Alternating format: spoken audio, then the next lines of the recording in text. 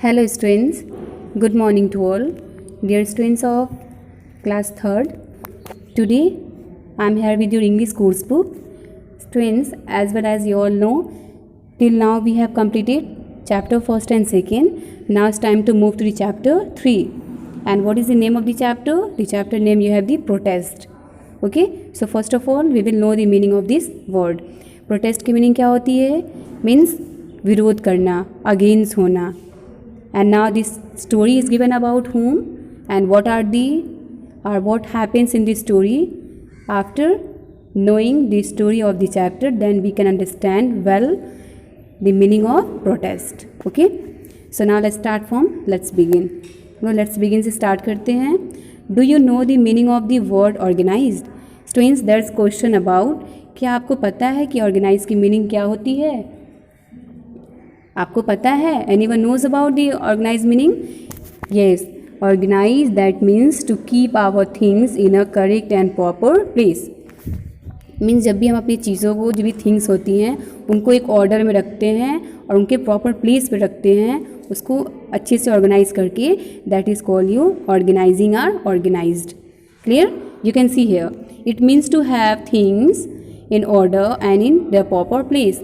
Means का मतलब ये होता है कि हमारी चीज़ों को ऑर्डर में रखना और उनको उनके प्रॉपर प्लेस पे रखना क्या होता है, उसको ऑर्गेनाइज कहते हैं, ऑर्गेनाइजिंग कहते हैं. ठीक है.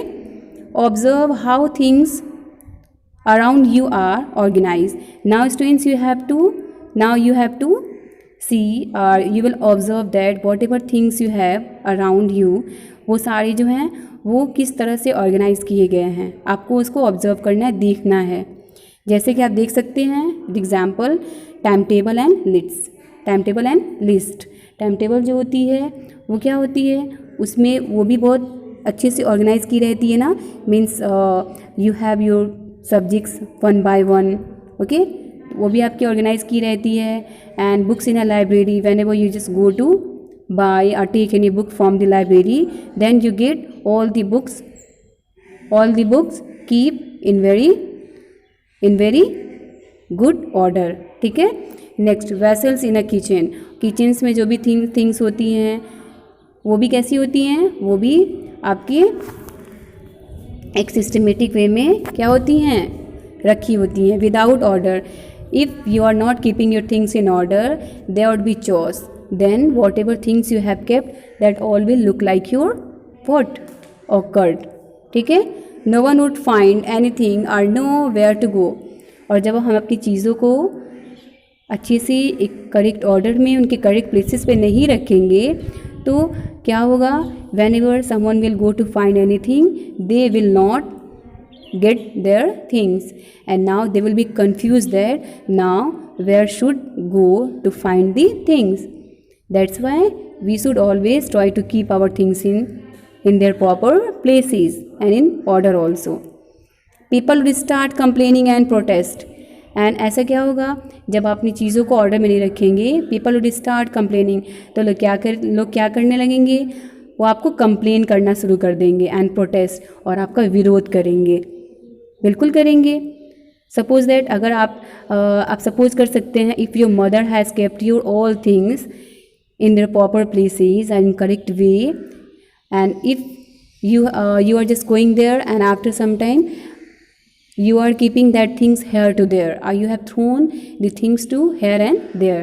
So after some time if someone will see, or your mother will see that one, then she will complain and she will complain or scold to you ना. वो क्या करेंगे, कंप्लेन करेंगे, स्कोल्ड करेंगे आपको. And other will also protest you. और जो दूसरे लोग होंगे वो क्या करेंगे, आपके अगेंस्ट हो जाएंगे, because they will not like this bad habit. ठीक है. That is called you protest. Now read on to know how one little boy learns about this. And now in this page number you have to learn that, you will read that एक जो है little boy हैं वो कैसे सीखते हैं कि चीज़ों को जो है अपने थिंग्स को कैसे एक ऑर्डर में रखते हैं. Okay students, now start to read from here. Okay.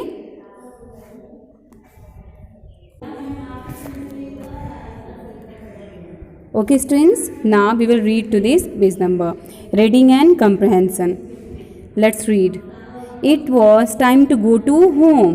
Rajat picked up his school bag on the way to his house. It was time to go to home. Home means ये कौन सा time था? Home पे जाने का time था, घर जाने का टाइम था. Rajat picked up his school bag. Okay, and that's why Rajat picked up his school bag and on the way to his house, and when he was coming back to his house he saw an army of ants. तो उसने क्या देखा कि जो ants हैं, and जो आपके हैं जो कलेक्टिव नाउंस में हैं, बहुत सारे एंड्स हैं, that's why there is called about army और एंड्स. वो क्या है? बहुत सारे एंड्स वहाँ पे हैं. He sat down to observe them and now after looking to that ants, वो क्या हुए? वहाँ पे बैठ गए. क्या करने लगे? उनको देखने लगे, ऑब्जर्व करने लगे.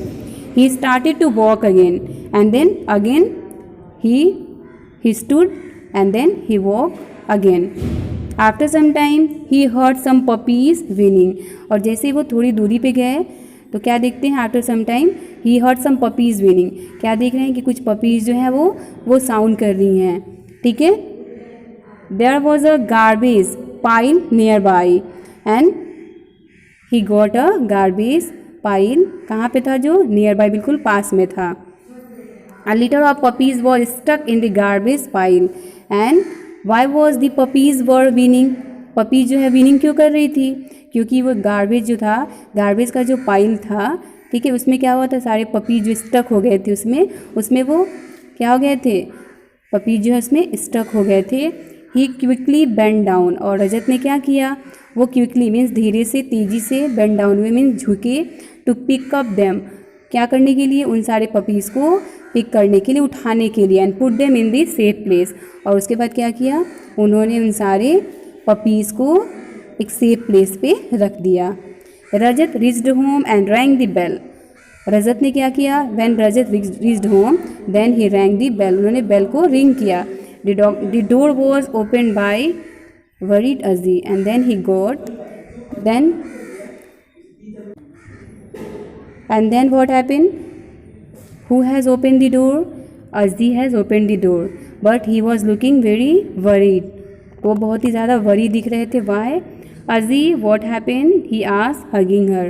And when he just got that, now Azzi was looking very tired and worried. Then Rajat asked to Azzi, what happened or what is the matter?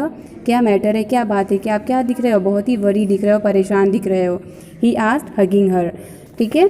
किसने पूछा? रजत ने पूछा हक करते हुए. किसको? अज़ी से, कि आप इतने परेशान क्यों हैं. Okay students, now it was the explanation of your today's page number 25. You have to read this page number today and then you will write down the hard words and word meaning which is given here in notebook, and on tomorrow we will read to the next page. Okay, so till then, thank you, have a nice day.